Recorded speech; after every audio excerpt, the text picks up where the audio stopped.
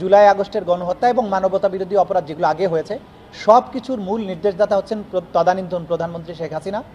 এবং জুলাই আগস্টের ব্যাপারে তিনি যুক্ত করেছেন আসাদুজ্জামান খান কামাল, যিনি স্বরাষ্ট্রমন্ত্রী ছিলেন। এই দুজনের নির্দেশে বাকি কর্মকাণ্ডগুলো হয়েছে সেটা তিনি পরিষ্কার করেছেন। কিভাবে বাংলাদেশের এই মানবতা বিরোধী অপরাধ গত 15 বছরে যা কিছু হয়েছে তার সাথে কিভাবে সম্পৃক্ত, স্বরাষ্ট্রমন্ত্রী কিভাবে প্রধানমন্ত্রীর কাছ থেকে নির্দেশ পেতেন, কিভাবে সেই নির্দেশ নিচের দিকে ক্যারি আউট করা হতো, এই যে সামগ্রিক বিষয় একটা ওয়াইড স্প্রেড সিস্টেম্যাটিক অ্যাটাক প্রমাণ করার জন্য যা কিছু এলিমেন্টস দরকার সেগুলো আজকের এই সাক্ষ্য তার অফিসিয়াল পজিশন থাকার কারণে তিনি জানেন বলে আদালতের কাছে তুলে ধরেছেন।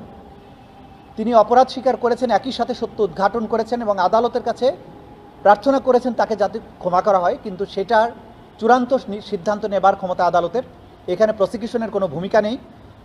তিনি নিজের বিবেকের তাড়নায় অপরাধ স্বীকার করেছেন, নিজের পক্ষ থেকেই আবেদন করেছিলেন অ্যাপ্রুভার হওয়ার।